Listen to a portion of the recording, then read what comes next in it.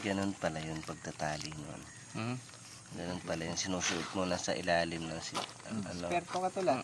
Hindi masyado to, nasisipit pa din. Tapos, ayun, iniipit pala yung pinaka ano, nagayon. Yun sa, Alam ko yan. ah, Pero kay Kuya Dayo yan, saglit lang yan. Ay, oo, tol. Tapos pag magtatawid, ah. doble. Paano natin matatalian pala? Doble pagka ano, Pintaw yan. para hindi siya gumalaw.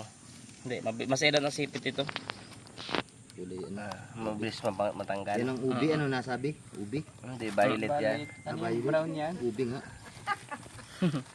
Palanghaan yan. Ubi. Bangulit. Yan yung kay W. Ang galing. Para yung gatali ng alimango. Maliit pa yan tuloy, halaki pa yan. Ano?